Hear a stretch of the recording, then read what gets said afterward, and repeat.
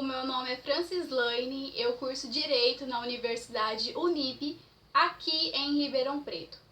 Eu realizei o meu trabalho de conclusão do curso, o famoso TCC. E por conta do momento que estamos vivendo, por conta dessa pandemia, eu ainda não sei se haverá apresentação de TCC. Mas independente se tiver, se não tiver, eu resolvi trazer esse vídeo para o canal, porque o assunto do meu TCC é um assunto de extrema importância e, infelizmente, poucas pessoas conhecem.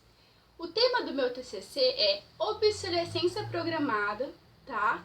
E tá muito completinho no meu trabalho. Então o vídeo de hoje será apenas um resumão do meu trabalho. Aqui na descrição do vídeo eu vou deixar o link do meu Instagram, se vocês tiverem interesse em me seguir, fique à vontade. A seguir será mostrado os slides do meu TCC. Espero realmente que vocês gostem. Obsolescência programada e suas consequências no âmbito do direito ambiental e do consumidor. Francislaine Lopes da Costa, TCC, Ribeirão Preto SP, 2020. O que é obsolescência programada? Obsolescência programada é a decisão do produtor propositalmente desenvolver, fabricar, distribuir e vender um produto para consumo de forma que se torne obsoleto ou não funcional, especificamente para forçar o consumidor a comprar a nova geração do produto. Aqui nos deparamos com uma imagem do que seria a obsolescência programada. Será abordado duas áreas do direito: direito do consumidor e direito ambiental. Obsolescência programada é um assunto de extrema importância a ser falado, mas é silenciado e poucas pessoas têm conhecimento sobre. Surgimento. Obsolescência programada surgiu na década de 1920 pelo general da Motors, Alfred Sloan. Mas somente em 1924 foi criado o cartel Phibus. O grande objetivo desse cartel era aumentar o consumo e tornar os produtos obsoletos. Exemplo: eles perceberam que produzir produtos com boa qualidade não gerava lucros, porque esses produtos não apresentavam defeitos e os consumidores não precisariam substituí-los. Segue aqui uma imagem para vocês terem mais clareza a respeito do assunto. Thomas Edison inventou a lâmpada em 1879. Em pouco tempo, a mesma foi capaz de durar 1.500 horas e no ano de 1911 o mercado via lâmpadas com duração de 2.500 horas. Em 1924, com o surgimento do Phillips Cartel, eles limitaram a duração das lâmpadas com duração de até 1.000 horas. O cartel saiu obrigando as empresas a seguir essa regra.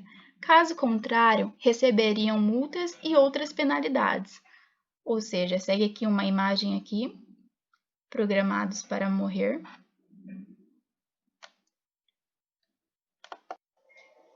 Hoje em dia, a obsolescência programada foi e ainda é utilizada em vários setores industriais, afetando vários produtos, exemplos: celulares, computadores, impressoras, TVs, máquinas de lavar, fogão, etc. Os produtos são programados para durar um certo tempo e depois se tornar obsoleto. Segue aqui algumas imagens.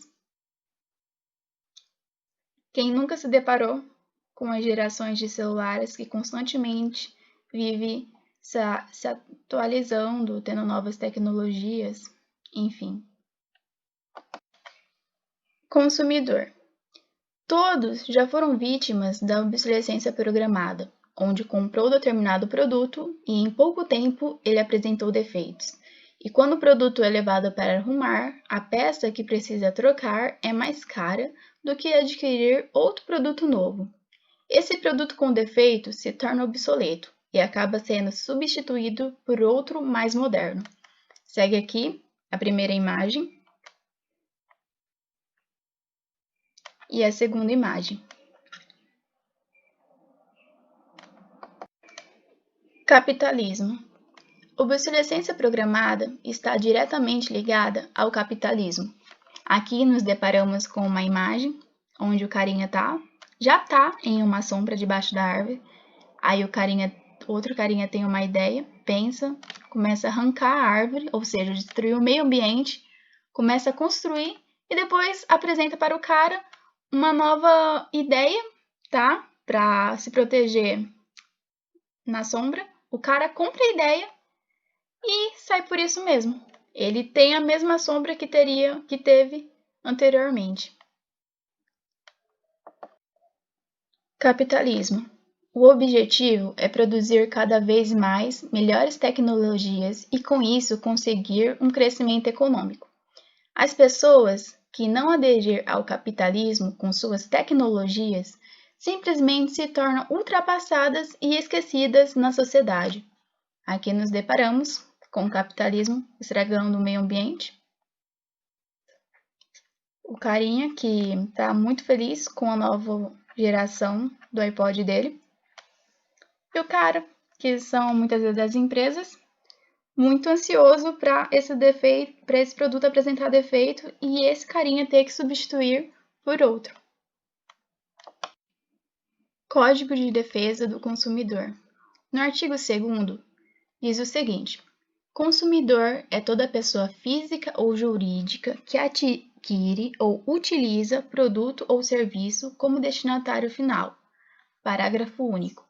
Equipara-se a consumidor a coletividade de pessoas, ainda que indetermináveis, que haja intervindo nas relações de consumo. Código de Defesa do Consumidor.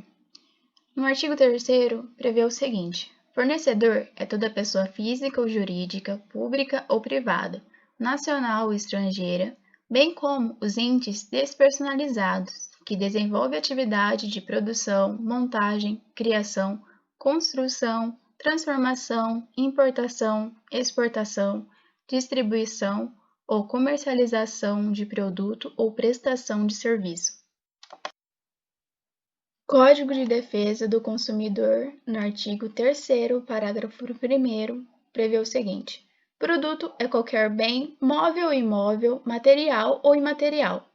No parágrafo 2º, prevê o seguinte: serviço é qualquer atividade fornecida no mercado de consumo, mediante remuneração, inclusive as de natureza bancária, financeira, de crédito e securitária, salvo as decorrentes das relações de caráter trabalhista. Código de Defesa do Consumidor. No artigo 18, prevê o seguinte: os fornecedores de produtos de consumo duráveis ou não duráveis respondem solidariamente pelos vícios de qualidade ou quantidade que os tornem impróprios ou inadequados ao consumo a que se destinam, ou lhes diminuam o valor, assim como por aqueles decorrentes da disparidade com as indicações constantes do recipiente, da embalagem, rotulagem ou mensagem publicitária, respeitada as variações decorrentes de sua natureza, podendo o consumidor exigir a substituição das partes viciadas. Parágrafo 1º. Não sendo o vício sanado no prazo de 30 dias, pode o consumidor exigir alternativamente e à sua escolha. Inciso 1º. A substituição do produto por outra da mesma espécie em perfeitas condições de uso. Inciso 2º. A restituição imediata da quantidade paga, monetariamente atualizada, sem prejuízo de eventuais perdas e danos. Inciso 3º. O abatimento proporcional do preço. Código de Defesa do Consumidor.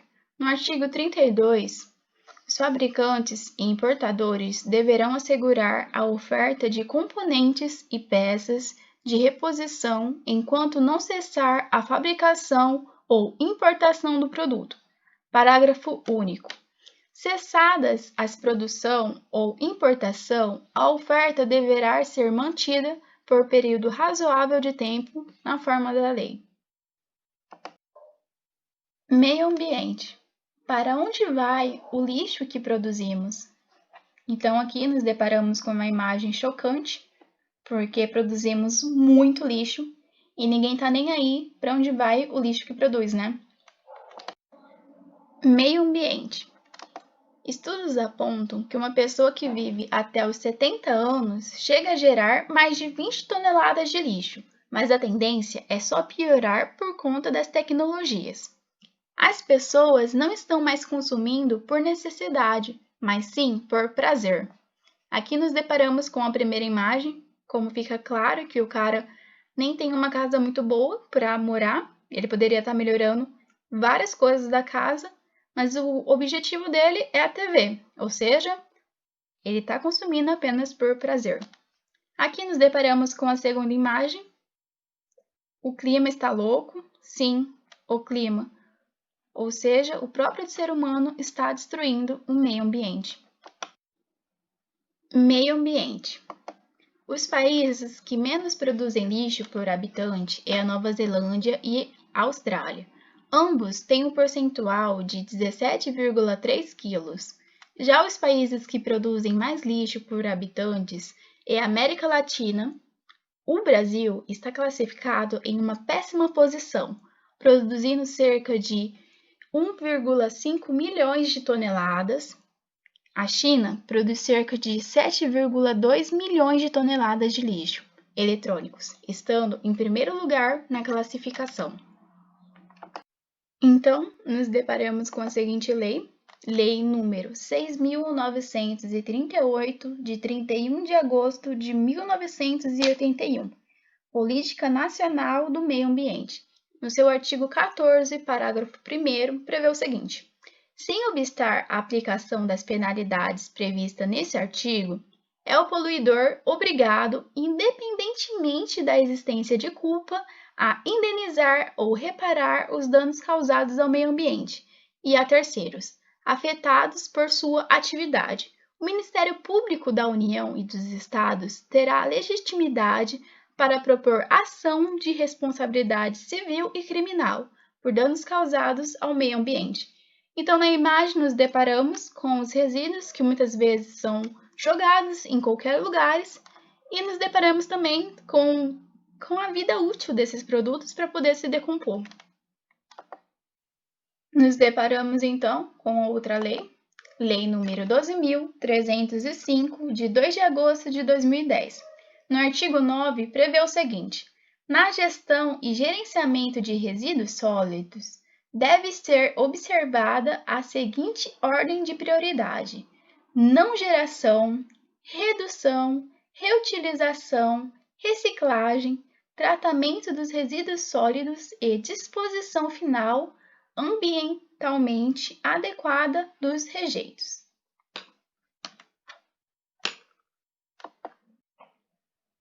Nos deparamos então com a seguinte lei, Lei 9.605 de 98, da poluição e outros crimes ambientais. No artigo 54 prevê o seguinte: causar poluição de qualquer natureza em níveis tais que resultem ou possam resultar em danos à saúde humana, que provoquem a mortalidade de animais ou a destruição significativa da flora. Pena, reclusão de 1 a 4 anos e multa. Parágrafo 1º. Se o crime é culposo, pena, detenção de 6 meses a 1 ano e multa. Parágrafo 2º. Se o crime, inciso 1º, tornar uma área urbana ou rural imprópria para a ocupação humana. Inciso 2º. Causar poluição atmosférica que provoque a retirada, ainda que momentânea, dos habitantes das áreas afetadas ou que cause danos diretos à saúde da população. Inciso 3º. Causar poluição hídrica que torne necessária a interrupção dos abastecimentos públicos de água de uma comunidade. Inciso 4º. Dificultar ou impedir o uso público das praias. Inciso 5º. Ocorre por lançamento de resíduos sólidos, líquidos ou gasosos ou detritos, óleos ou substâncias oleosas, em desacordo com as exigências estabelecidas em leis ou regulamento. Pena, reclusão de 1 a 5 anos.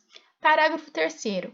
Incorre nas mesmas penas previstas no parágrafo anterior quem deixar de adotar, quando assim exigir a autoridade competente, medidas de precaução em caso de risco de dano ambiental grave ou irreversível. Meio ambiente. A preservação da natureza é responsabilidade de todos. Conclusão. O grande objetivo desse trabalho foi destacar que nossa sociedade como um todo vem sendo prejudicada por conta do consumismo desenfreado.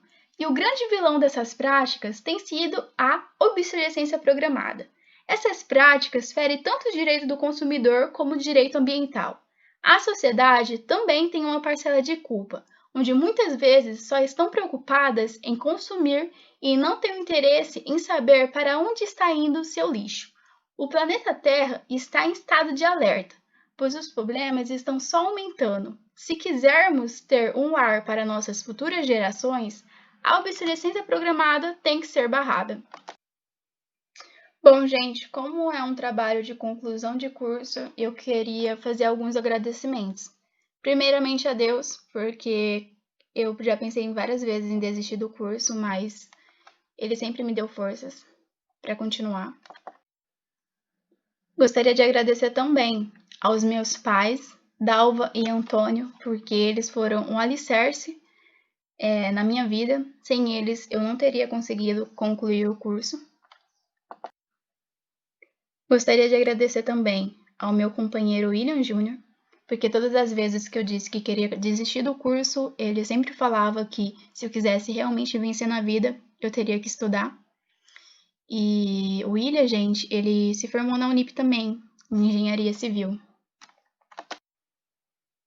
Gostaria de agradecer também ao meu professor de filosofia, Daniel Weber, da Escola Estadual Otoniel Mota, pois no meu primeiro colegial ele deu uma aula muito impactante sobre a obsolescência programada.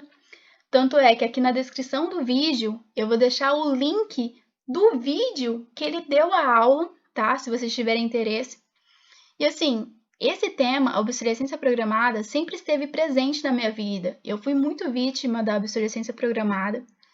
E é um assunto muito importante e eu agradeço muito ao professor por ter me apresentado a esse tema. No decorrer do curso, muita galera me ajudou. Eu fiz muitos amigos, mas eu gostaria de focar em apenas 5 pessoas que eu coloquei o nome deles em ordem alfabética porque eu tenho toque.